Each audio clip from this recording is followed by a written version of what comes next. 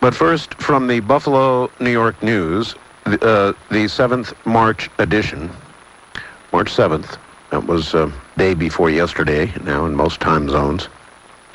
On Tuesday, this went out, by the way, to the Knight Ridder newspapers. On Tuesday, a dangerous asteroid whizzed by Earth in a cosmic close call. Several near misses are expected on March 18th, March 26th, and April 1st. Astronomers are discovering potential killer asteroids now at a record pace.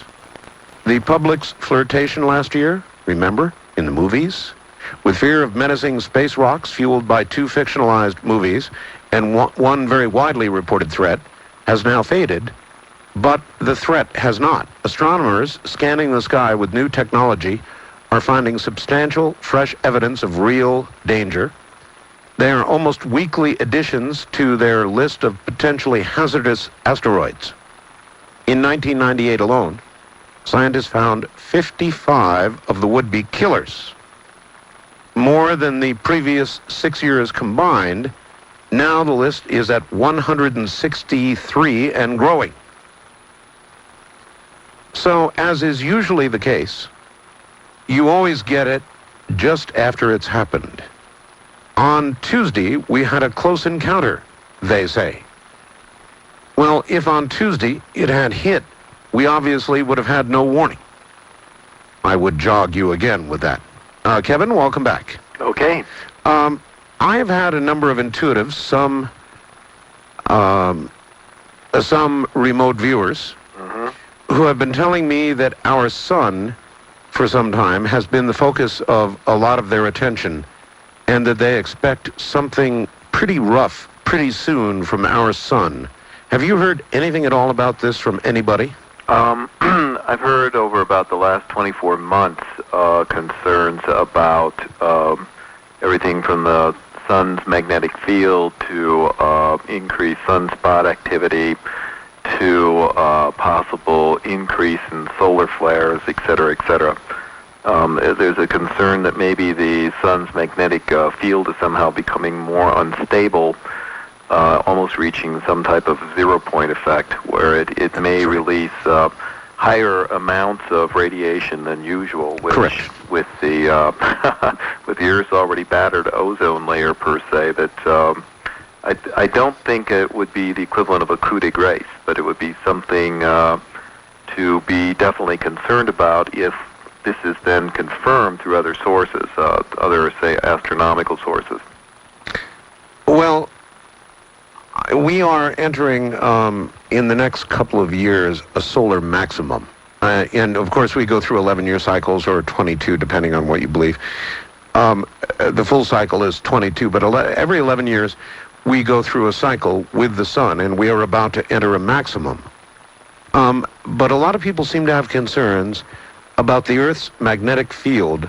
They see it beginning to occasionally wobble and change a little bit, and there's quite a substantial body of theory out there, Kevin, that should our magnetic field collapse or radically change, and the sun should have an ejecta, that virtually, Israeli scientists, for example, believe the dinosaurs were not killed by some great rock that hit Earth, though that's certainly possible, but rather that the planet was virtually instantaneously sterilized by radiation from the sun, and that there are catastrophic circumstances that occur from the sun from time to time. Now, that's not frequent from our mortal point of view, but it might account for a lot, and so I guess you've been hearing these things as well. Yes, and it doesn't wander too far afield, for instance, from the Edgar Cayce prophecy. That's correct. Before our sciences about magnetic fields were even developed. In fact, if anything, you can trace the roots of his prophecies, some of which was the most famous about the Earth flipping on its axis, or the wobble in the Earth's axis continuing. It was not only the Earth's physical position shifting 6 degrees, it was specific references to the Earth's magnetic field that he was also addressing. This has roots in classical prophecies and predictions with Cayce, and was considered one of the key precursors as to when we'd be entering into these times that we're conversing on now. Is it your sense that we are close? I think that we are, Art. To me, the thing that fascinates me about this is again what I refer to. If we've reached that halfway point, what types of means of intervention is going to occur here? If, as Jung said, there is this crisis in the ecology, as I pointed out what I called the Jonah phenomena. Are there factors that can somehow moderate or modify, I think, what we're in consensus on is a crisis point as we go into this, this new millennium. There's cycles in nature, above all else, humanity is destabilizing the ecology. What I am curious about is what are the trends that people like Jung and Cayce spoke to that might be a moderating factor in this? Is there, in your opinion, Kevin, really any significance to 2000? I mean, other than, certainly when you consider the computer problems that may lie ahead, there's no question about it, but otherwise, the year 2000 is just another day. Really, it's just, there have been shifts in the calendar through the ages, and I don't think January 1st, 2000, the world is going to end, even though people march up and down the street with signs saying so. It's just another day, really. Or is there some spiritual significance to it aside from Y2K? It's with Y2K, you just have a classic botch of humanity trying to rob Peter to pay Paul, trying to save a little bit of extra byte on computers that then in turn just grows out like when you have that 16th inch of a carpet. When you lay it down, all of a sudden you got 4 feet going up the other side of the wall. Sure.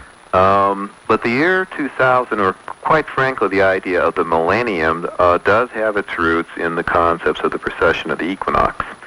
And with the precession of the equinox, you have a more than subtle shift of where the sun rises, for instance, in 2,000-year cycles, far as the can you explain progression astrologically, where the sun rises in the spring, fall, and winter equinox and solstice. So there is, if you will, a significant astrological and astronomical relationship that does occur in 2,174-year cycles. 2,174 years. Can you explain that so I can understand it? I know what the solstice is, spring and fall. Mm-hmm. But the precession, what do you mean by that? Well, if you, it's really one of the things that makes an argument for esoteric civilizations such as Atlantis. For instance, the Sphinx, where Cayce refers to as the Hall of Records being, which he sees as a hope for humanity to be able to cope with these radical evolutionary changes that are occurring on the planet. The paws of the Sphinx are positioned exactly in alignment as to where the spring equinox would have occurred approximately 15,000 years ago. Gee, not just 4,000 years ago?